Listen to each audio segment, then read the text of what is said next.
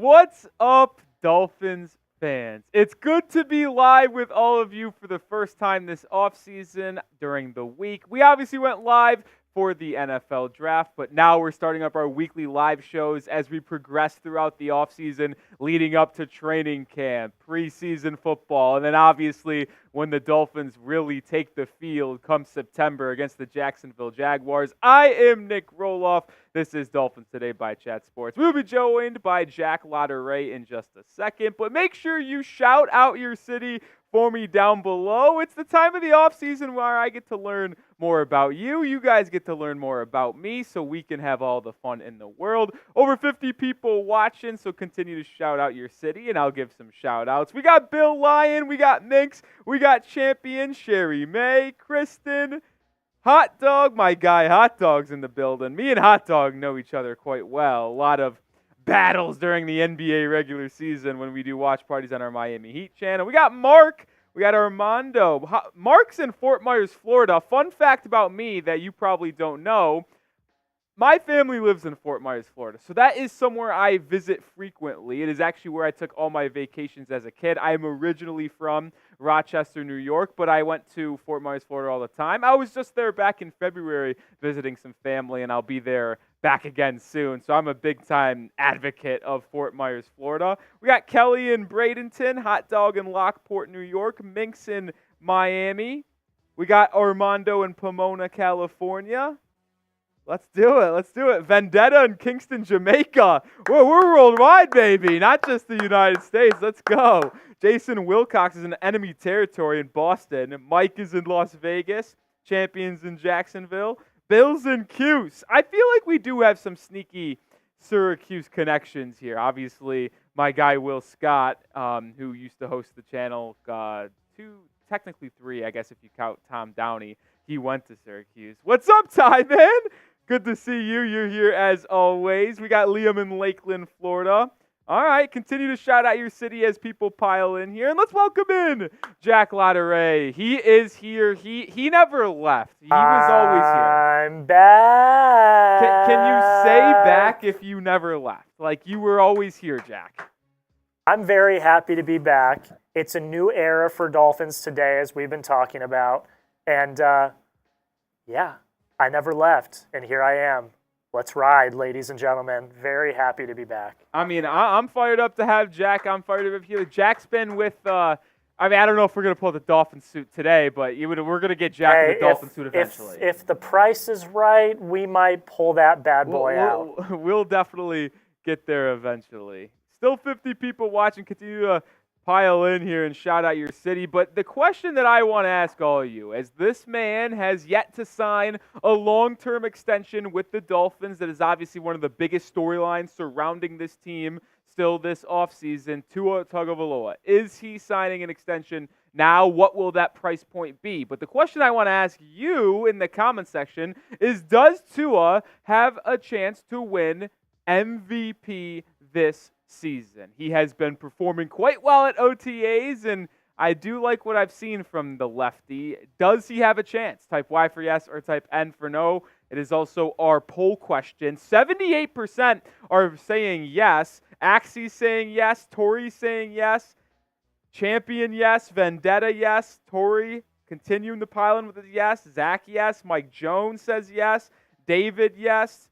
You know, I really do believe he will have a good chance to win MVP. Why? Because he's got a plethora of weapons to throw to, right? You still have Tyreek Hill. You still have Jalen Waddle. You bring Odell Beckham Jr. into the fold. Year 3 with Mike McDaniel. That's where you take your biggest leap. Everyone always says that when you're talking NBA, when you're talking NFL. It doesn't matter. When you get to that third year, that is when you take that big leap. Because the first season, you're getting used to it. You're getting acclimated to the new environment, to the new system. Year 2, you take that little bump, but you're still like not completely in control. But then year 3 is when you do have complete control of everything. You got the playbook. You got the cadences. You have the camaraderie, and the chemistry with your wide receivers to really go off and take it to the next level. And then you add in the running backs that Tua has to work with too. Jalen Wright, the 4th round pick from Tennessee. You have Raheem Mostert and De'Von Achane coming back. As long as that offensive line holds up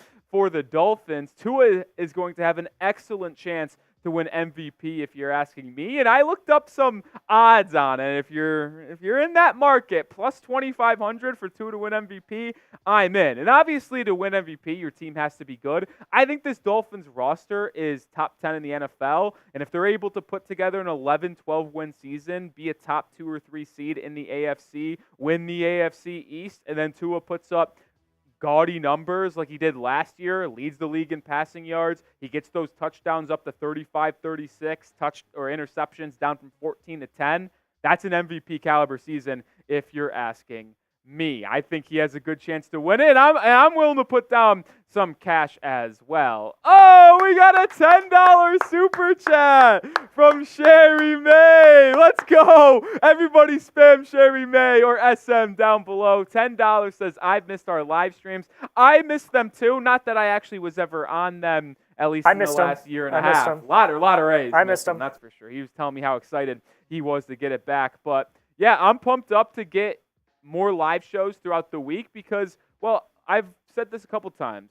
As a new host here, I want to continue to get to know the people that are diehard Dolphins fans and are always hanging out. So when we progress our relationship, that's what it is. We're a relationship here. And we get to the regular season, like we're just going to have the time of our lives. It's going to be a good time. And we do have a Super Chat menu, by the way. Any Super Chat gets featured on the show like Sherry May. But then if you send in a $10 Super Chat, I'm doing 5 push-ups, trying to work on my fitness. So we'll do that. $20, I got the tequila. I got the Patron with me. So I'm taking $20 shots. $50 is a beer bong. We got the Raspberry Happy Moms here. Plus, we got out the Merbanga. That's where we do it out of. It's only fitting that we do it out of Merbanga on Dolphins Today, right? You live in the ocean, you're under the sea. And we'll see how this goes. But Dolphins helmet. I don't know what happened. There's 3 names on here. We got KR, SM, who I think I'm going to get might be Sherry May. I think that might be Sherry May. Kristen Reinhart. Okay, and then Tim B. Those 3 are already on the helmet. $100 gets you into the Hall of Fame, gets you recognized. They got some orange stickers here that I think better complement the helmet anyway. So we're going to continue to honor you guys if they're. Kristen Reinhart says, I'm KR. There we go. There was talks about ripping them off and going clean slate as we do go into a new era here at Dolphins Today. I said, no. We have to honor the 3 legends, the 3 real ones that already earned themselves a spot on the helmet. So there you go, $100 to get on there. That price may change. I don't know. I'm still getting used to you guys, so we'll see how things progress throughout the offseason. That is a Super Chat menu today. We're also going to be doing a mailbag later, so that gets you featured on there. Zach will be featured on the mailbag as well. Malik was definitely the steal of the draft. Referring to Malik Washington, the 6th-round wide receiver out of Virginia, 5'8.5", one of the most productive wide receivers in all of college football a year ago for the Cavaliers, was the 2nd-team AP All-American. He was a stud. I think he will earn that 4th wide receiver spot for the Dolphins in this training camp process. You got the big 3 of OBJ, Hill, and Waddle, but I think Malik will be there at number 4. Before we get on to this, we'll do it anyway. No, yeah, I'm just going to do those 10 push-ups here in a second. But it is Jalen Phillips' birthday, by the way. So show some love to one of the best edge rushers in the NFL and one of the best young guys on this Dolphins roster. Spam the 15s for Jalen Phillips. It is his birthday today. Hopefully he is able to recover from this Achilles injury. That's obviously one of the biggest things that Miami needs, is him to get healthy again, so him, Bradley Chubb, Chop Robinson, Shaq Barrett can have some of the best edge group in the NFL that I believe they can be. Before we do push-ups, shout-outs, Axie, Zach, Vendetta, Jason, Dr., Kristen, Tyman, Tori, Sherry May. Spam those 15, spam those HBDs. Shout-out to the legend, Jalen Phillips. Hopefully his rehab is continuing to go. Oh, Champion says, do we still have the Aqua Club? I believe this is what the Aqua Club, that's what they call it? Okay, so Hall of Fame, Aqua Club. Would you rather be called, guys, you let me know. Hall of Fame or Aqua Club? We could keep it rolling with the Aqua Club. It's up to y'all, but I'm also cool switching up and just call it Hall of Famers. Whatever y'all want. Whatever y'all want. Continue to spam those 15s, and We're going to do some push-ups here. Jack Ladder right here. $10 super chat equals 5 push-ups. So we got good form too here. We're not gonna sugarcoat it. 1, 2, 3, 4, 5. You know, some people will be frauds. Some people would be frauds. No frauds here. No frauds here. We say we're gonna do push-ups. We're doing real push-ups. We're doing. Some of the people on the Heat Report know we went through a phase during the regular season of the Miami Heat where we were just doing push-ups galore. I see a couple people still saying keep the Aqua Club. I'm cool with that. All right. We'll make sure we have that going forward, and I refer to it as the Aqua Club, not the Hall of Fame. But we do have 62 people watching. We have a fun show planned today. 3 different shows here between OTA news and rumors from today as week 2 got underway.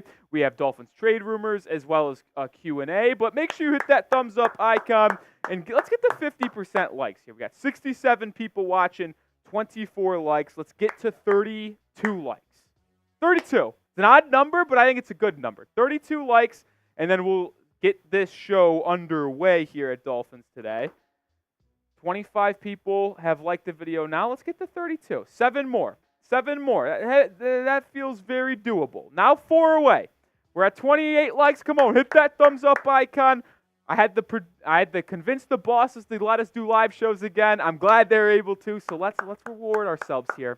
There we go, 33 likes, so we can get going here a little bit. As I said, coming up live, Mike McDaniel speaks at OTAs. Lot to coming out of his press conference today. He had notes on Tua, De'Von Achane, Odell Beckham Jr. Wanted to break down that for all of you. Dolphins trade rumors as well, and then a Q&A to round out today's show. But I do want one more thing and want to see one more thing before we get into the full show today. I am dangerously close to 1,000 followers on Twitter. I actually have gotten a little bit of an update here. 997, if you could see there. I am 3 away from 1,000 Twitter followers. If you have not followed me already on Twitter, it's at Nic_Rohloff. I think we're putting that in the chat right now. I tweet about the Dolphins every day. So if you want to be more informed on the Fins, another good place to do that is my Twitter. And especially if you're missing coverage in between shows. We put out a show every single day, obviously. But there's like 12, 13 hours in between new episodes. So if you want more coverage, my Twitter's a good place to find it, at Nic_Rohloff. Link is in the chat. Also, if you want to follow us on our Instagram, at Dolphins Today IG, we have 248 followers right now. We're continuing to put more shorts, more reels, more content over there. So if you do have an Instagram and want to follow us there to get more coverage as well, that is the place to do it. Or if we can give me a follow, on Twitter, I'll give a shout out for everyone who follows me right here. Let's see if we get to 1,000 before our first show. I mean, it would be a tall task, but it's okay.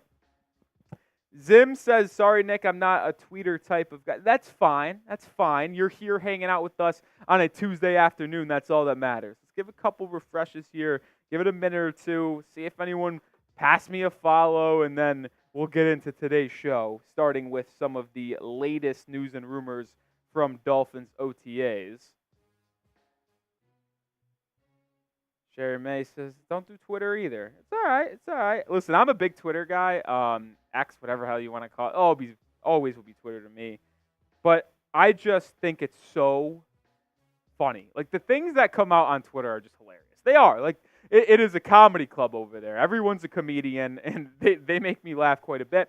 Plus, it's, like, sneaky, like, would you say, Jack, it's, like, the second biggest news source now? I swear. Like, I get my news from Twitter, like, in the sports world, in the real world, but you know what I think mean. I wouldn't necessarily call it a news source per se, but I think it is the ultimate aggregator of news. So it's like, I mean, like, you talk about the marketplace of ideas, and that is what Twitter is, I think.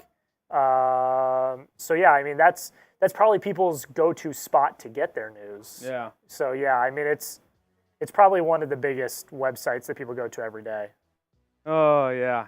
All right, Sherry May says, yeah, that's bad on me, Sherry May. You do follow me on Twitter. I actually know that. I don't know why I thought you said you don't do Twitter. Omar asked who's replacing Robert Hunt. Well, sneak peek, we are going to do a mailbag at the end of today's show. Type that again, but use hashtag Dolphins in that comment, and we'll be able to pull that up and talk about it on our last segment of the day. But with 82 people watching, we got 45 likes, so we're way above 50%. Good on y'all. Let's jump into the first segment of today's show.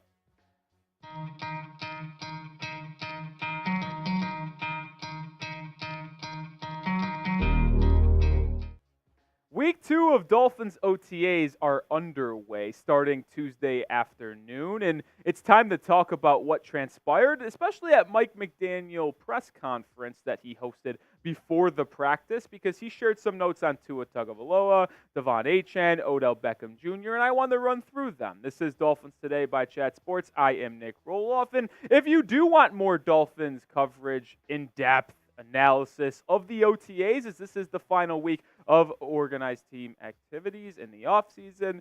So subscribe to the channel. We'll have updates on practice through the week, winners and losers. And then when mandatory minicamp comes around next week, we will have that covered as well.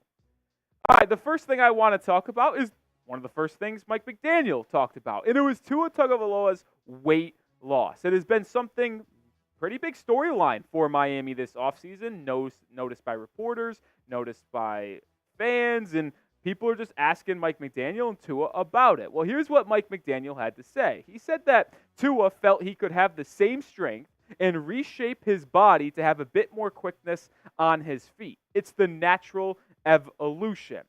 And maybe this is a aggressive kind of angle I'm looking at this, but I kind of expect an MVP season from Tua. It's not just because of the weight loss. Now, sure, does that help?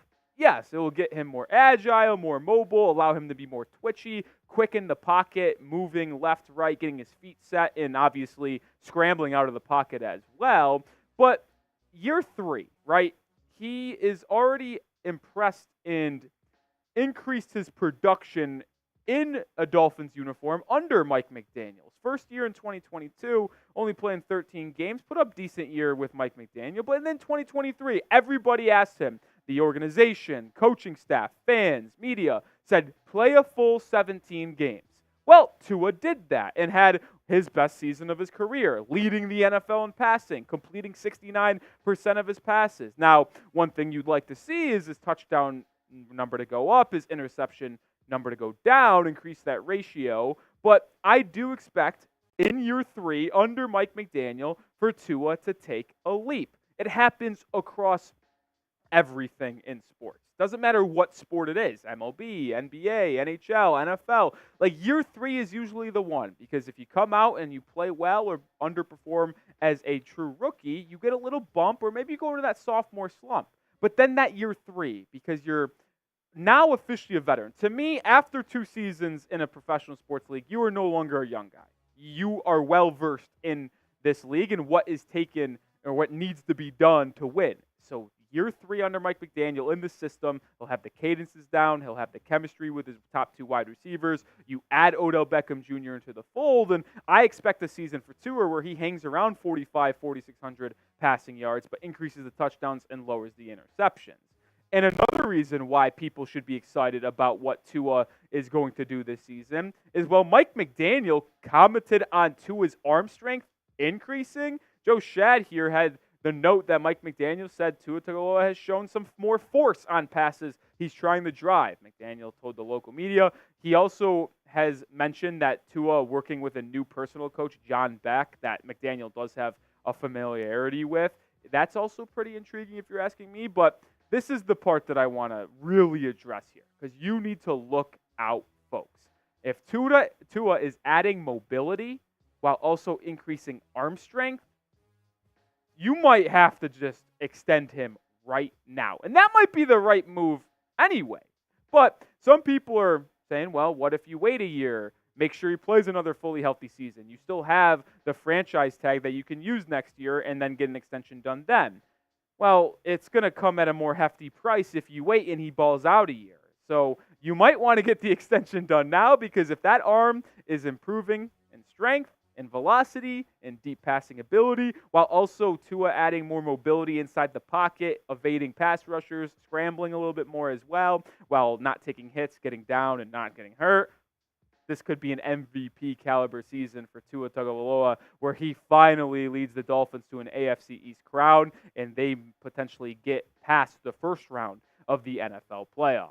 So be honest with me. Does Tua have a chance to win NFL MVP? Type Y for yes or type N for no. It is the most pressing question on today's show. Before we do move on to De'Von Achane, I do want to say that Tua was at OTAs today because obviously if that wasn't made clear with the earlier portion, there was speculation that Tua might hold out because of him seeking a new contract extension this offseason. We had that report from Jonathan Jones of CBS Sports.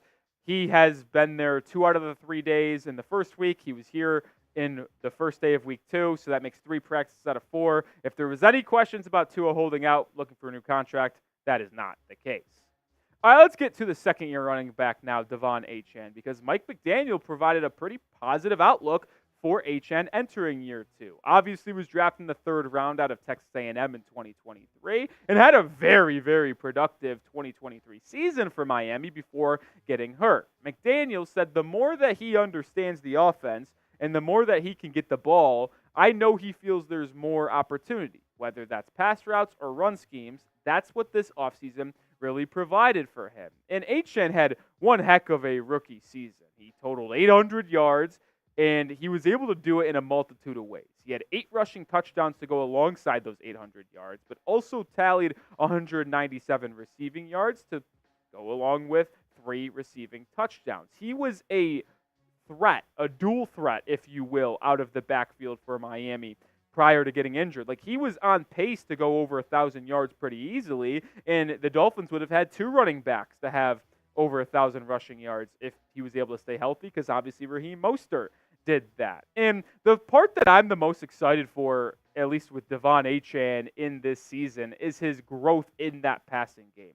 He does need to improve, I think, in the pass protection, but in terms of getting him the ball in the slot potentially or out of the backfield on designed passing plays, that's where I think he can really take the leap. He's got burning speed, so if you get him matched up with a linebacker on wheel routes, on little whip routes from the slot, like, he can absolutely dominate and add another layer to this Dolphins offense that has already been amongst the top in the NFL. And that is why this Dolphins room is so fascinating to me. You have so much versatility in this group. You have Raheem Mostert, who ran for 18 touchdowns last year and had over 1,000 yards. You have the second-year guy in Achane that we just showed you his two-way ability. And then you add in the rookie Jalen Wright in the 4th round from Tennessee that you traded a future 3rd-round pick to get, because that's how much Mike McDaniel valued Jalen Wright's potential addition to this Dolphins offense. And now you have the best running back room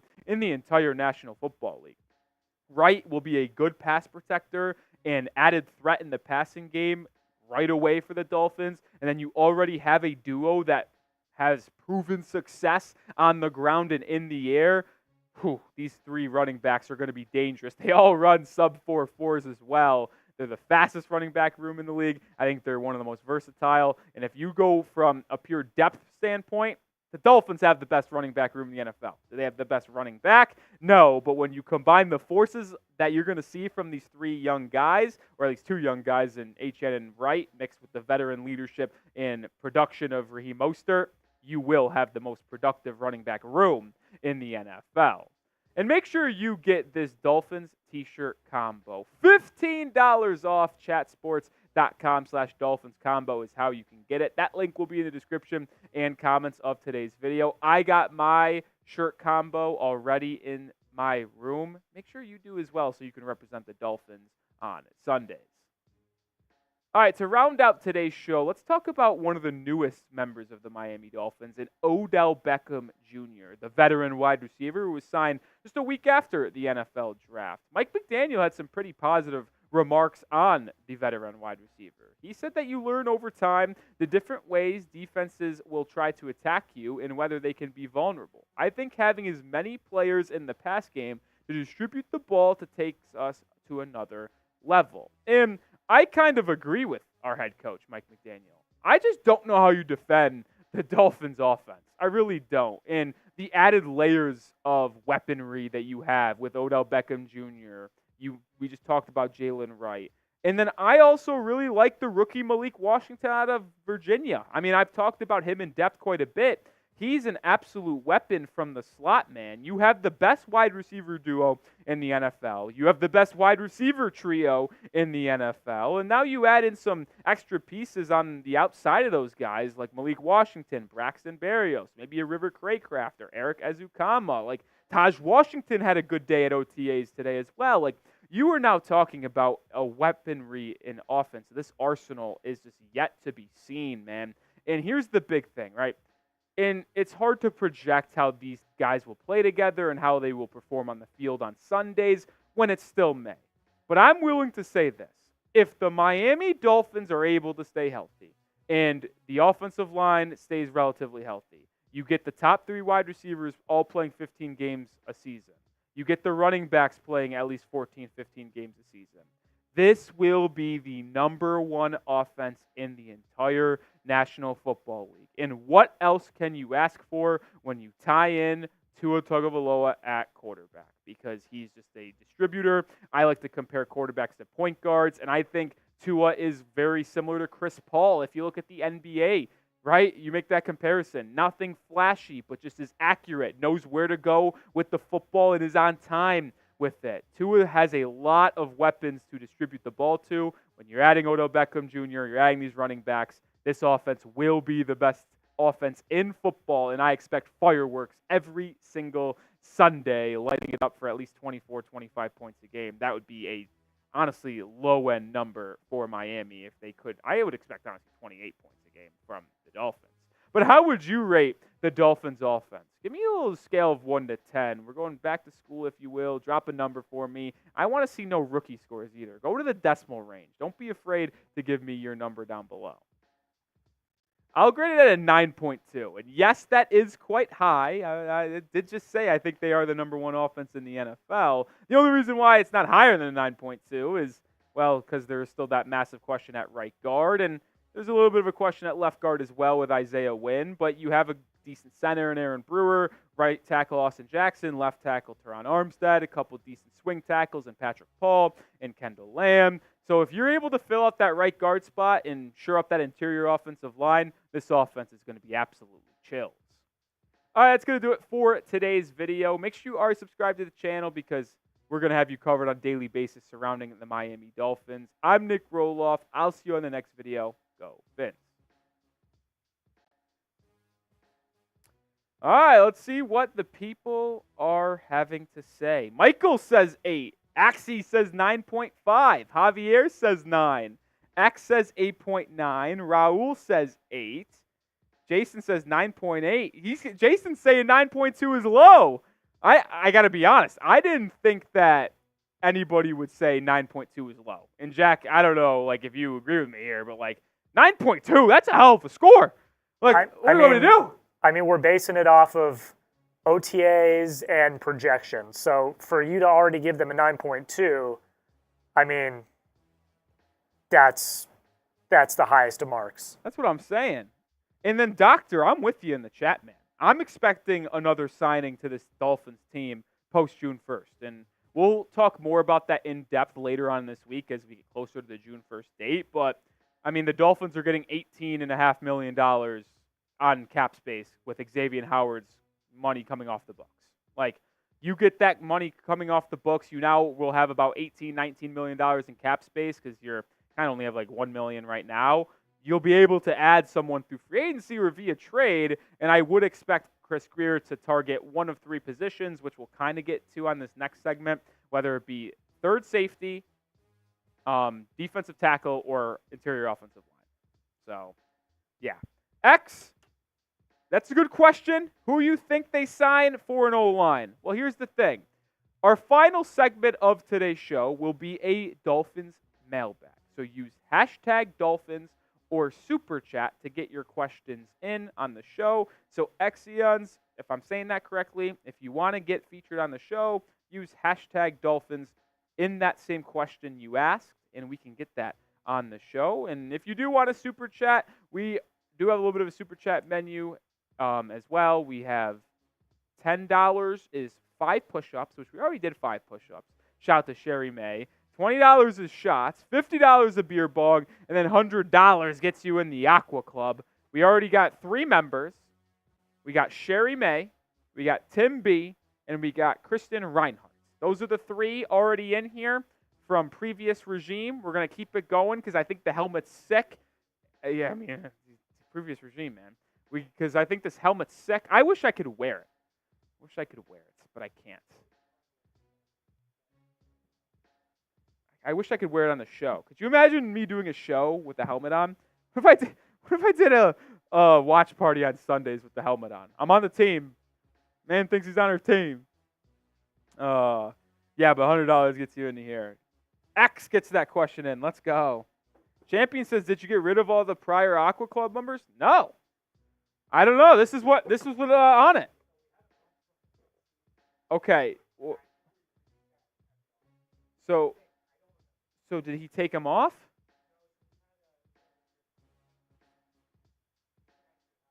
Okay. Okay. So what Jack is telling me is that you guys had an Aqua Club during the season, but then I think once the season ended, they reset it. Whoa. I don't know what just happened, but our lights just flickered in the studio. That was weird. I've never seen that before. But as much as I know, this is the Aqua Club with the three people on here. Okay, so what might have happened, I don't know, because I only did the watch parties. So once the season ended, I was kind of out of the loop. So I don't know what happened. What I'm guessing happened was we had an in-season Aqua Club, is what I'm guessing happened. And once the season ended, we kind of reset and started for the new league year, I think. That's my guess. I don't know, though. That makes sense. All right, continue to get in those questions. And like I said, if you want a super chat, this is what you can get. And any super chat gets on the show, and it will definitely be featured in our mailbag. I think we have 2 or 3 questions in for the mailbag. We're going to really do a push for this.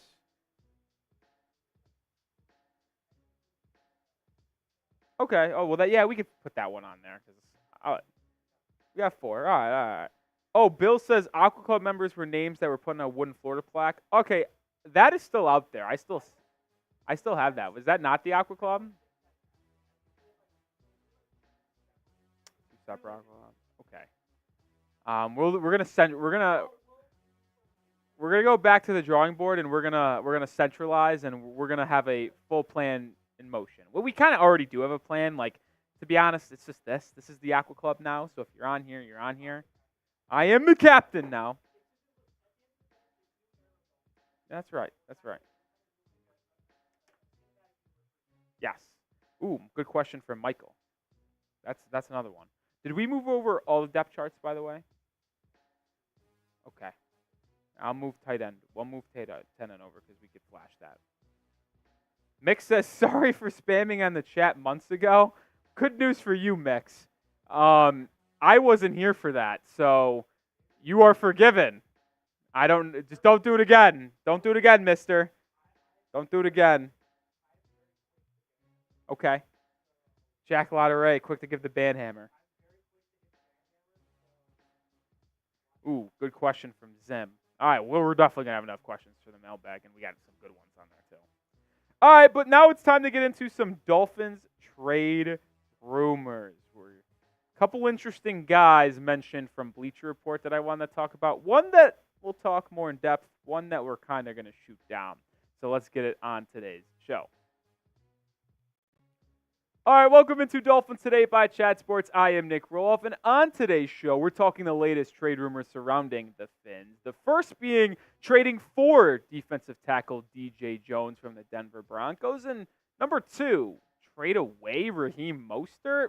Pretty intriguing, if you ask me. We'll start with DJ Jones because that one is the more plausible one, if you ask me. The defensive lineman from the Denver Broncos. Could he come over and help Miami? Because, well, the Dolphins' defensive line depth chart is a little bare after losing Christian Wilkins in NFL free agency to the Las Vegas Raiders. Zach Sealer had an incredible 23 season, tallying 10 sacks alongside Christian Wilkins. But after losing Wilk, like, is Tua Tagovailoa and Neville Gallimore good replacements? I'm a little wary, and I don't really think the defensive line duo is going to be there this year with Sealer and whoever the next man up is. And if Sealer went down with injury, you don't really have a good starter in replace. And that's why I think it's one of my biggest needs surrounding the Miami Dolphins. The three biggest are in order for me this. I think number one is right guard. That is no-brainer to me. It is the biggest need for the Miami Dolphins because I'm not sold on Robert Jones, Liam Eichenberg, Jack Driscoll. Not sure. Third safety I think is very key because right now the third safety would be Elijah Campbell or Nick Needham.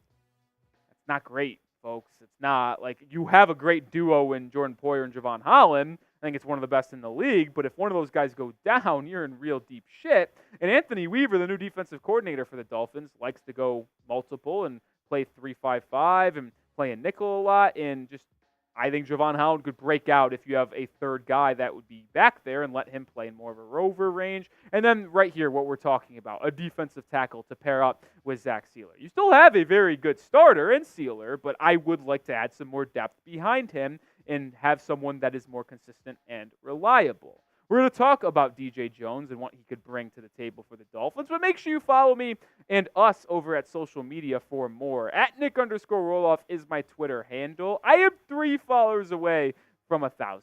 Help a boy out and let's get over a stack. That'd be greatly appreciated. We also have an Instagram. At Dolphins Today IG is the handle. 250 followers over there. We're posting daily content, whether it be photos, reels. If you want more coverage on your Miami Dolphins, go give us a follow on Instagram and follow me on Twitter.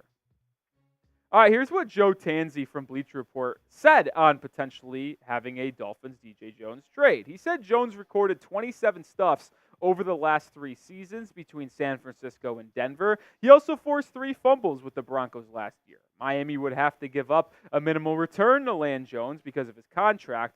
He could be the perfect complement to the athletic edge rushers inside the Miami defense. And DJ Jones was pretty solid last year for the Broncos. 46 tackles, 5 TFLs, pair of sacks, a couple QB hits, and they actually somehow forced 3 fumbles. That's pretty good for an interior defensive lineman as well. Now, I will say, you heard Joe mention the contract of Jones. He is a free agent after this season, so this would be a trade for 1 year unless you wanted to extend him or re-sign him next offseason. But that wouldn't be an issue for me because, well, Tua Tagovailoa and Neville Gallimore are already on 1-year deals. So if you deem that DJ Jones would be better than one of those two alongside Zach Sealer, why not make the move? And it's time for you to make the call. Would you trade for DJ Jones from the Denver Broncos? If you would, type T for trade, type P for pass if you want to just hold still. I will say this. I'm a little intrigued by the idea of adding DJ Jones. And to me, it's all about how you feel about Tua Tagovailoa and Neville Gallimore. Like, if you watch them in training camp, in OTAs, mini camp, and say, all right, I think those 2 guys can provide some nice things alongside Zach Sealer in rotation, or if you wanted to go big in goal line situations with 2 of them out there, like, that's cool. But if you don't, I think Jones could be an intriguing guy. He had a little bit of a down year in 2023 if you were just strictly going off PFF grades. Played about the same amount of snaps the past 2 seasons for the Broncos. He was previously with the San Francisco 49ers, but his PFF grades did go down in each category. He's not a terrific interior defensive lineman. He's a depth guy that can give you some nice things in some spot snaps. But as I've kind of mentioned, like, I'm in on doing this if Tua Tagovailoa and Neville Gallimore are deemed unfit. And if we're going to be honest, if you watched our OTAs winners and losers video we put out last Friday, Tua Tagovailoa didn't get off to the best start. He was consistently lagging behind the other defensive linemen in sprints at the end of practice. Now, could it be nursing an injury? Possibly. But if he's out of shape, that's not ideal. I get it's still the offseason, but showing up to OTAs for a new team, not in the best condition, is not the best way to make a good impression. So if you're out on Gallimore, who's been kind of underwhelming in his NFL career, and out on Tart, maybe you do this trade for DJ Jones. And the suggested trade from Bleacher Report was a simple 2025 fourth-round pick. Now, I will be on the record to say this. I'm not sure that it would cost that much to give up to get DJ Jones. Jones is a fine, defensive lineman in rotation. He's not a stud. Fourth-round pick seems a little bit aggressive. I'd be willing to send a fifth-round pick or a sixth-round pick for DJ Jones in a deal, but fourth-round pick, kind of going to hold out there. Before we get to the Raheem Mostert part of today's show, we are sponsored by PrizePicks, the #1 daily fantasy sports app in North America. Join more than 5 million users right now. It's the most fun and exciting way to get in on the action with daily fantasy sports. You just pick more or less on 2 or more player stats for a shot up to win 100 times your cash. With PrizePicks, you could turn $10 into $1,000 in a single game watching your favorite sports this summer. You can make a PrizePicks lineup as little as 60 seconds. You just need to pick more or less on 2 to 6 player stats projections, and you're locked in. Also, if you're looking for promotions, PrizePicks has got you covered every week, from lowering select your entry fees back if you lose on Fridays with Flex Fridays, which is just the absolute best, or they have lowered stat totals on Tuesdays, Taco Tuesday at times. They also have flash deals all the time. It is the most fun way to play PrizePicks or daily fantasy with PrizePicks, and you can do anything you want. NBA playoffs, NHL, MLB. You can also already look ahead to the NFL season, which I have. More than Tua Tagovailoa, 27.5 passing touchdowns. He's finally going to get to 30 this year. I truly do believe that. And if he does, I'd expect Tyreek Hill to catch more than 9.5 touchdowns. So take this 2-player entry to win 3 times your money with PrizePicks, the #1 daily fantasy sports app out there. Get started today. Download the app and use code CLNS for a first deposit match up to $100. Or you can go into the description and comments, click on that link, prizepicks.com/CLNS, and then use code CLNS to get that first deposit match up to $100. Pick more, pick less. It's that easy. All right, should the Dolphins trade away Raheem Mostert? Seems pretty silly if you ask me, but, well, Bleacher Report had this to say. They said that De'Von Achane showed flashes of brilliance with his speed last season, and 2024 draft pick Jalen Wright could bring another faster element to the Miami offense. There was a long shot scenario in which Mostert gets phased out by the pair of running backs, and he is looking for a new home by the middle of the season. I don't see this happening. Do I believe De'Von Achane and Jalen Wright are going to be excellent for Miami this year? Yes. But enough to phase out Mostert? No. I know he's a little bit up there in age. He's past the age of 30. But why would the Dolphins trade away someone who just a season ago gave them this excellent production? Played 15 games. Yes, I know he got hurt at the end of the year, but totaled over 1,000 yards. Had 175 receiving yards. 4.8 yards per carry. 18 rushing touchdowns. Led the NFL. And then also added in 3 touchdowns through the ground. You do not trade that production away. And it's not that expensive either. It's not like Raheem Mostert is getting paid $15 million a year. I just would not comprehend that move. And even if De'Von Achane and Jalen Wright were so dang good, and in training camp preseason was like, well, maybe we don't need Mostert. You had only 2 competent backs last year in Achane and Raheem, and they got hurt, and you were stuck playing not so good players down the end at the running back spot. Why not keep 3 guys in the Wright, Mostert, Achane trio you have already, and just in case you have injuries, it doesn't make any sense to get rid of one of them. I'll say this, we're still going to have you covered on everything surrounding the Fins, and we're going to continue the conversation on Raheem Mostert in just a second. But make sure you are subscribed to the channel, because leading everything up to the regular season will be the #1 spot for rumors and news. So make sure you are locked in.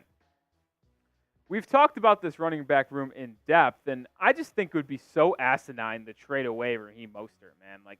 You got the 2 young bulls in the back, but you even have 3 solid backups as well, Brooks is a solid special teamer. Salvin Ahmed's pretty solid. Jeff Wilson Jr., I think the Dolphins could cut him, but he is a good depth piece. And then you also have Alec Ingold, who not a lot of teams employ fullbacks nowadays, but the Dolphins do, and Ingold is very worthy of being employed. He's one of the best fullbacks in the entire NFL.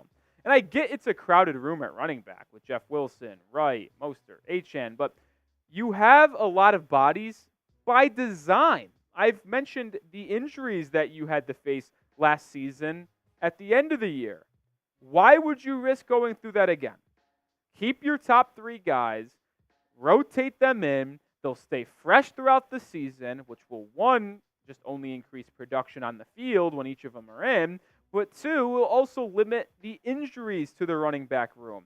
Keep the big 3, keep the trio, and just keep on having the dynamic running back group that you already have that has great veteran leadership with Mostert, as well as running in the red zone, the speed and receiving threats of Jalen Wright and De'Von Achane. The Dolphins have a good thing going right now at running back. Why would you screw that up by trading Raheem Mostert? I'm not doing that. But this was the trade idea Bleacher Report had, and I'll show it because it's a little of an intriguing one if you ask me. The Dolphins would receive a 3rd-round pick in 2025 from the Tampa Bay Buccaneers in this hypothetical trade for Raheem Mostert.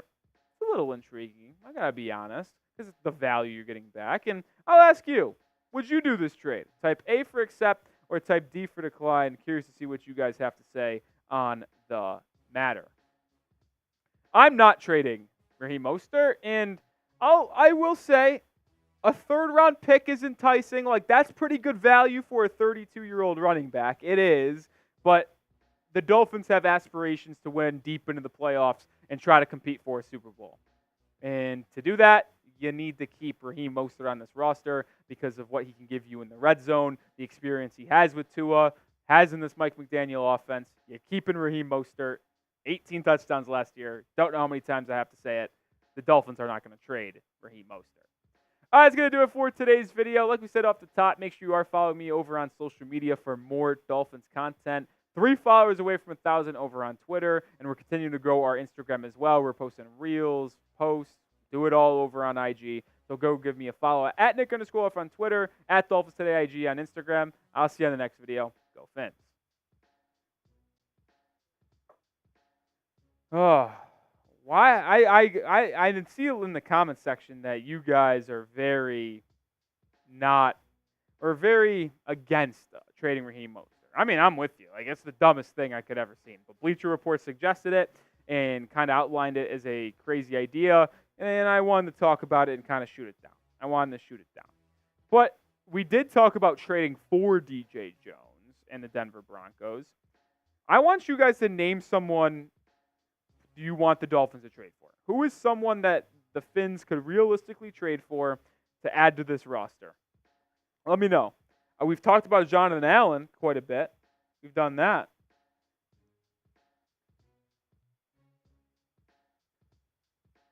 I like Jonathan Allen if he's available. We talked about Dexter Lawrence over the weekend, but I don't see that even being possible. I don't even think that being possible. Michael says Garoppolo. No. Garoppolo is with the Rams. I think Garoppolo's on the Rams with a 1-year deal. You could double check that, but I'm pretty sure Garoppolo's on the Rams. Yes, no, maybe so. Yeah, he's on the Rams. Yes, nailed it. Bang job. Bang job, baby. I see the idea of adding him as a backup is intriguing. Mike White, Skylar Thompson. Like, I'm cool with Skylar being the backup. I think Mike White stinks. That's me. Is that me? Like, I think Mike White's not good. I'm intrigued to see what Gavin Hardison's going to bring to the table, the UDFA out of UTEP. He's got a cannon. Not accurate, but he's got a good arm. I'll be fascinated to watch him in training camp and in the 3 preseason games as he's going to fight for a roster spot. Doubt he makes it, but maybe he gets on the practice squad. Kurt says Van Roten. That is a free agent target, but yes, I would love Greg Van Roten. I'd be ecstatic. X says Joey Porter Jr. I do not think the Pittsburgh Steelers are going to be willing to trade him. Don't think they'd be willing to trade him. Tristan says, cut Mike White and Jeff Wilson Jr. Well, Tristan, remember our surprise cut candidates video we did a month ago? Those two headlined it. So you're with me. You're with me. Landon says, Jonathan Allen. That would be quite the move. That would that'd make your defensive line the best in football. It would. Like, Jonathan Allen, Zach Sealer, Chop Robinson, Bradley Chubb, Jalen Phillips. Just like, what are we doing here? What are we doing here? See a couple of Zach Martin, Quentin Nelsons. Yeah, that's not going to happen. All right. We do have one segment left on the day. Mailbag time. If you want to get featured on the show, use hashtag Dolphins or Super Chat to get on today's show. I think we have enough questions, but we could always use more. We got 7 questions. That's doable. But I want to talk and answer more of your questions. We did a mailbag on Memorial Day. That was fun. But now I want to answer your questions live. It's a little different when I take them off our community post and make a show out of it rather than doing it live. So if you want to get your questions on the show, hashtag Dolphins or Super Chat. The Super Chat menu, by the way, if you do send in the Super Chat, $10 is a 5 push-ups, which I'd like to do another set of 5 push-ups. I really would. So who's going to help me get my fitness game up? That's what I want to know. Yeah, we're trying to get yoked. I'm trying to be on the Dolphins roster in 2025. That's what I'm doing here. Yeah, I didn't even hear. What would be my position? Here's my sizing right now. I'm 6'2". I'm 192. What position would I play? I think I'd be a tight end. I would need to put more weight on, I think, to be tight end. But I'm here. That's why I need to do the push-ups. $20 shots, $50 beer bong, and $100 gets you into the Aqua Club. $100 super check gets you into the Aqua Club. All right, I'm seeing some questions pile in here. All right, I think we have enough to get going here, Jack. You lead the way, my sir. Whenever we're ready, which will be right now. What's up, Dolphins fans? Mailbag on today's show here at Dolphins Today by Chat Sports. I am your host, Nic Rohloff. Time to look at some of the most pressing questions around the Miami Dolphins. And we'll start with Zach Osinska. Think I nailed that. $2 super chat. Malik was definitely the steal of the draft. He is referring to Malik Washington, the 6th-round wide receiver from Virginia. I am just such a fan of his game. He's a little bit undersized at 5'8.5". He's predominantly a slot wide receiver, but I think that is something that Miami needs. Their top 3 guys, Odell Beckham Jr., Tyreek Hill, Jalen Waddle, they can all play on the outside. They can all play in the slot. But having a slot specialist and Malik Washington could benefit them in certain packages. Also, he was one of the most productive wide receivers in all of college football last year. He was a second-team AP All-American. He had 1,400-plus yards for Virginia. He had more than 10 touchdowns as well. He was one of the most productive wide receivers in America last season. And for the Dolphins to get him in the 6th round was an absolute steal. There was many people that thought he could go in day 2 of the NFL draft, but slid all the way in day 3. I think Malik is going to impress people in training camp, and he's going to be the 4th wide receiver for the Dolphins in the season coming up. Make sure you are following me on Twitter. There is so much to get you guys and so much content out there, man. Handles at Nic_Rohloff. Daily Dolphins coverage. Miami Dolphins highlights as well. We are 3 followers away from 1,000. Go give me a follow and help me out because we're trying to get over a stack.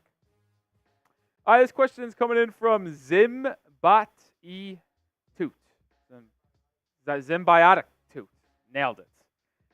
Who is going to be our starting nose tackle? Is he on our current roster? Well, let me say yes on that. So the current defensive line depth chart has got Zach Sealer, number 1, but he's not like really a true nose, right? He's a good defensive tackle. Teair Tart and Novell Gallimore could be those nose tackles that we're talking about, but is it really necessary to go out and acquire a true nose?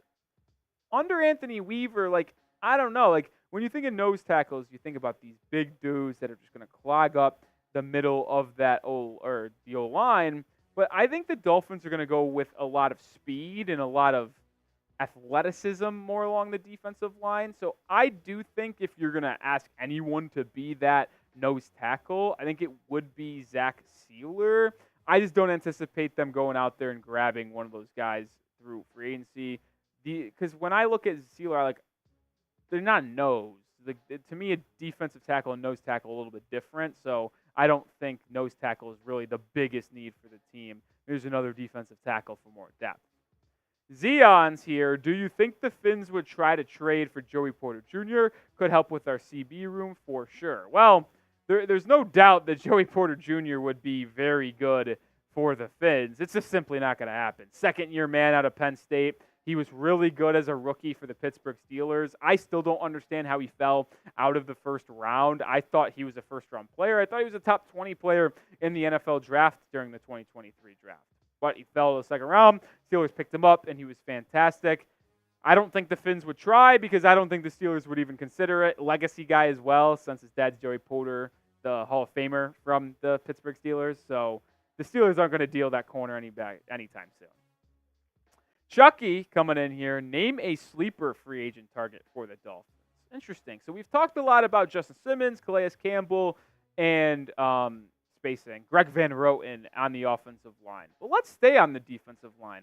How about Lawrence Guy? Yes, you heard that correctly. Another big defensive lineman who has been with the Patriots over the past 4 seasons. He would be a decent rotation guy to throw in there alongside Zach Sealer. We've already talked about nose tackle, but I don't think Lawrence Guy is that, and I don't think he needs to be that. He's been decent in his production. Now, he was kind of phased out of the Patriots defense in 2023, not doing that much. You could say he's cooked, but he's got a ton of experience, and he has some solid production. He could be like that guy you throw in there as that 10 to 15 snaps a game. Like nothing crazy, not expecting someone to be at this stage in free agency a ridiculous starter. There's a couple guys out there that could fit that category, but I don't think Lawrence Guy is one of them. I'm certainly intrigued by adding him, but I would obviously still prefer Calais Campbell if that was on the table. But would you sign Lawrence Guy? If you would, type Y for yes. If you're looking to stay away, type your N for no. Omar Betancourt coming in with who's replacing Robert Hunt. Now, this is one of the biggest questions that the Dolphins are facing this offseason. Robert Hunt left Miami after a spectacular 2023 season to go to the Carolina Panthers on a 5-year, $100 million deal. Pretty hefty price for an interior offensive lineman, but Hunt deserved it after the good season he just put on. So the question is for Chris Grier is, how do you replace that production? Well, he really hasn't done anything to do it right now. Is Robert Jones, Liam Eichenberg, Jack Driscoll are the 3 guys mainly fighting to start that right guard position. And if you had to look at this Dolphins roster, the weakest portion on it is the interior offensive line. Like, I think your 2 bookend tackles are solid. Austin Jackson, Teron Armstead. You have Patrick Paul off the bench as that swing tackle. Kendall Lamb as well. But Isaiah Wynn, Aaron Brewer, and whoever starts at right guard, that is the weakest part of your team. And is the replacement on the team? That's the biggest question. I would still like to go out and sign Greg Van Roten, the offensive guard who played for the Raiders last season, put up really good numbers according to PFF. At right guard, I think he would be one guy that could start for Miami that are still a free agent out there. Michael Beauchamp. I don't know how you say these. Beauchamp? I'm going to go with that one. Sounds good, Jack. Will we actually use our tight ends? Now, that's a good question. I'm actually kind of bullish on the tight ends. I am, and call me crazy. I like Jonnu Smith, man. I think he's a fantastic addition to this Miami Dolphins team. They actually signed him prior to free agency getting underway because he was allowed to do that due to being cut as a veteran. Smith is the best after-catch tight end in the NFL. That is statistically proven. When he gets the ball in his hands, he is just so dynamic. He was used in New England and Atlanta in jet sweeps, also in Tennessee. He has predominantly worked with Arthur Smith in his career, but I think Jonnu Smith in this Dolphins offense, just catching as a security blanket, like 5 to 10 yard passes for the Dolphins over the middle of the field. He's going to be very dynamic and a nice little safety blanket for Tua Tagovailoa. But I also like Durham Smythe as a tight end too. And then Jody Fortson, who the Dolphins signed in free agency on a 1-year deal after he missed 2023 with the Kansas City Chiefs. Like, I think Fortson can really push Julian Hill for that third tight end spot, but I really am bullish on Jonnu Smith and what he's going to bring to this Dolphins offense in 2024. I expect him to be used quite a bit. Make sure you are subscribed to the channel because, well, you just become the most informed Dolphins fan on the planet. You want to be one of those, which everyone should be. Hit that sub button, daily videos on the latest news and rumors. All right, real one alert, Sherry May. How much have we seen of Cam during OTAs, assuming you're talking about Cam Smith, the second-year corner out of South Carolina? Haven't had too much reports out of camp on Cam Smith right now. He did speak to the media in the first early portion of OTAs last week about how he really just was kind of taking last year as a learning curve, right? Didn't get a lot of PT under Vic Fangio, but was able to learn under Xavier Howard, learn under Jalen Ramsey. And even though he wasn't able to get on the field that often and apply it, absorbing that knowledge will only help him this season. He is expected to take a larger role on this team. When you think of what the Dolphins have at corner, you still have Jalen Ramsey. You still have Kader Kohu in the nickel. You brought in Kendall Fuller to replace Howard. I like those three. Who's that fourth corner? Is it Nick Needham, who's either going to be the nickel or the safety? Or is it going to be Cam Smith, especially on the boundary? So Cam Smith's number will be called upon this year, and hopefully we get more good and reports that make us feel good about his improvement from year one. Dr. Dummy Beta. Who's the first guy to think about signing after June 1st? Two guys that I think need to be signed. One, Greg Van Roten. We've already talked about him. Greg Van Roten needs to be signed, man.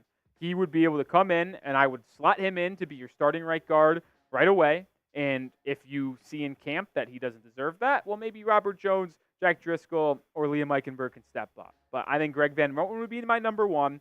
Number two would be Justin Simmons. And then number three would be Calais Campbell. But if the Dolphins were to go after the first guy to sign after June 1st, it should be Greg Van Roten. But I could also accept Dalton Reisner.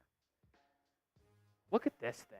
I mean, I'm wearing it, and you see it on screen. This quarter zip is just terrific. It looks pretty. It's comfortable. The nice dark colors. The old school Dolphins logo right here.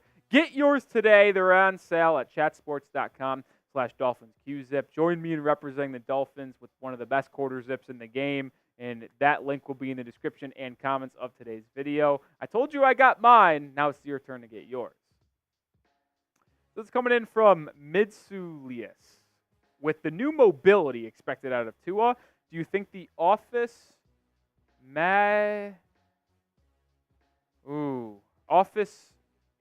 Okay.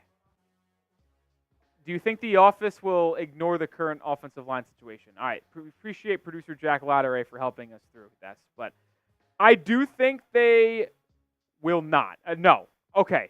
Back on track. They're not going to ignore the situation. They know they need to get a right guard. To me, if Chris Grier doesn't think this team needs a new or more protection and beef in that interior offensive line, I would question his ball knowledge. But I know Chris Grier knows what he's doing because he's made terrific moves to build out this roster. He knows the offensive line needs some improvements. I think he will get some new guys or at least one dude into the building to at least compete with the current guys trying to get that right guard position. I think this is going to be the third or fourth time we've mentioned his name on the show, but bring me Greg Van Roten. No, I don't think the Dolphins will look at the mobility from Tua and say, well, he's able to evade more pass rushers, so we don't need to get an offensive lineman. No, they still want to protect the lefty. This is a good question that I'm asking you guys now. Who do you hate more inside the division? You hate the Bills the most, type BUF. Do you think it's the Jets, or that's what you believe, type NYJ, or do you hate the Patriots the most, type NE? My answer, that team right there. I despise the Buffalo Bills. I hate them all. I hate their fan base. All right, we got Zimbotic 2 back again. This time we got the name right. Pick one position of need, defensive tackle, offensive guard, or safety. We're not getting all three, in my opinion. Well, I think we're going to double down, and we might even call this a quintuple down. I think that's 5. We're going to go offensive guard. It is the biggest need for this team, and I think you could convince me that you can get by with Zach Sealer and Tier Tart and Neville Gallimore on the defensive line. You can try to talk me into being okay with the 2 safety setup, even though I think it would benefit a lot of people to get that third safety in there just for more added depth and insurance. But you need an offensive guard. And I get it. Not every team is going to have a perfect 22 for 22 in terms of starters, but to have a right guard situation that on the outside looking in, at least right now, is as bad as it is for Miami, feels like it would be very dumb to leave it where it is now. So I think the position Chris Grier will address is the right guard spot. Ooh, okay, Landon is translating this. Okay, will Tyreek Hill get 2,000 yards this season? No. As cool as that would be, I don't think that's the case. He was damn close last year, but here's my thing. I think Jalen Waddle takes a step up. I think Odell Beckham Jr. provides Miami with a more reliable wide receiver 3. I think Jonnu Smith will be an added help in this passing game through the tight end room. I also am very bullish on De'Von Achane and Jalen Wright getting more involved in the passing game as well. I just think there's so many talented players on this Miami Dolphins offense that it just won't be Tyreek Hill's super targets, right? Hill is obviously going to get probably more than 100 yards or 100 catches, and he's probably going to get more than 1,400 yards again. But 2,000, likely not. I don't think that's going to happen. It'd be very fun and a cool storyline to track, but there's just too many mouths and too many good, talented players on this team to where Tua is going to be able to spread the ball around to everyone. So I don't think it's going to be a 2,000-yard season for Tyreek Hill. All right, that is the mailbag, but you can continue the conversation and continue to ask me questions surrounding the Dolphins over on my Twitter, at Nic_Rohloff. My DMs are open, so if you do want to shoot me a question, follow me, DM me, and I will get in that DMs as well and answer you. There is no fear from me. I will always answer back. So go give me a follow at Nic_Rohloff. Woo! Let's see who people hate the most. Landon hates Buffalo the most.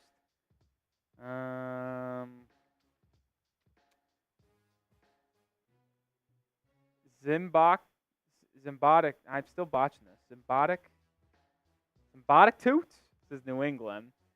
Sherry May says the effing Patsies. Mid says Buffalo. Omar says Jets. Listen, at the current state of the AFC East, to me, it's got to be the Bills. You gotta hate the team that's the best, you know? Besides your team. You gotta hate the team that's the best. That's not your team. Right now that's the Bills, and then it's the Jets, and then the Patriots suck. Yeah, so, I mean that's gotta be the ranking, right? I think the Dolphins are I'll go on the limb. I don't know if this is a homer call, but I think the Dolphins are the best team in the AFC. They probably are because the Bills lost so much this offseason. When you just look up the roster, the Dolphins have the best wide receiver room in the AFC East. They have the best running back room in the AFC East. Offensive line, it's better than. I'll take the offensive line over. It's definitely better than New England's. Could be 2 or 3. Well, then let's look at everyone else. The cornerback room. Cornerback room's probably 2. Cornerback room's 2. Jets do have the best cornerback room, even though Sauce Gardner does hold quite a bit. I think the Dolphins got the first or second best safety room with Poyer and Holland. The other one could potentially be New England with Duggar and Peppers. That is a pretty solid duo for them. Linebackers, I'll take Miami. I mean, Jordan Brooks and David Long Jr. Edge group, definitely Miami with Bradley Chubb, Jalen Phillips. I think the Dolphins have the best roster in the division. That's why, to me, it is AFC East crown or bust for Miami. If they don't win the AFC East, questions are going to have to be had. As fun as Mike McDaniel is and how fun this offense has been over the past 2 seasons, if he can't get over the hump and win the AFC East, that is major red flags with this roster and with how the Bills roster got worse, losing Stephon Diggs, losing Gabe Davis, losing their 2 starting safeties, losing Trey White.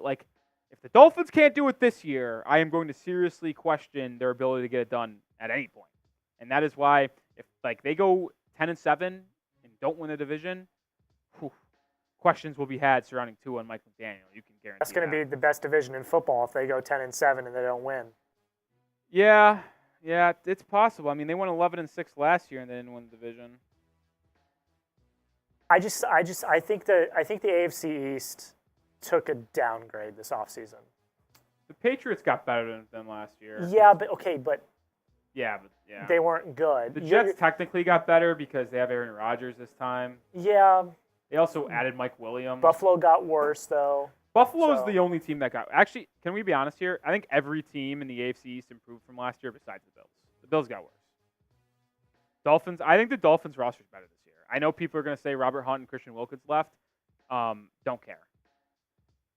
The right guard situation is bare, yeah, but adding OBJ, adding Jordan Poyer, Kendall Fuller over Xavier Howard's an upgrade. You add in Shaq Barrett, Chop Robinson. I think this team is better than last year's, man. My record prediction this year when we did that video was 11-6, and that was good enough to win the division. I think 11-6 does win the division. If there's going to be a lot of cannibalism in our division. Aaron Rodgers, I think the make or break for the Dolphins is how good is Aaron Rodgers. Yeah. Is he back to MVP form, or is he aight? Because then the Jets are a legitimate contender. But if Aaron Rodgers doesn't play at MVP form, then I think it's rather easy for the Dolphins to take it. Yeah. Oh, we got a $5 super chat from Sherry May. Shout out to Sherry May. This is per Landon's request. Appreciate you, Sherry May. Landon, I don't know why I said $5. We didn't even have anything $5 in our super chat menu, but you know what I'll do? Maybe. Yeah. I'll do 5 push-ups for the $5 just because I want to do 5 more push-ups. Doctor, I agree with you, by the way. Miami did have an underrated off-season. I think the addition nobody's talking about, by the way, is Jordan Brooks. He is going to be so good, I'm telling you. Him and Jerome Baker basically just switched spots. Jerome Baker went to Seattle. Brooks came to Miami. Yes, the loss of Andrew Van Ginkel hurts a little bit, but I like this team, man. I think they're good. I think you guys know they're good, but I expect big things from this team this year, man. Expect big things. All right, $5 push-up time. 1, 2, 3, 4, 5. It's chest day too for good old Rolly. Chest and tricep day at the gym later tonight. So little. Tycoon says clap. I'm in pretty good shape. I don't know if I could. You know what? Don't need to go this. No, I'm not going to try to do that because if I did try to do if I tried to do a clap push-up right now and then I broke my nose or something like that, that'd be not good. That wouldn't be.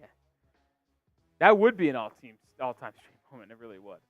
All right, that's going to do it for our first live show of the off-season. Appreciate everyone who came in and hung out with us. We had over 750 people tune in. We're going to continue to come back every week. I think Tuesdays at 4 p.m. Central Time, 5 p.m. Eastern Time is going to be our designated slot time. So hopefully as we get more consistent with these weekly live shows, more people are going to come in and more people are going to hang out.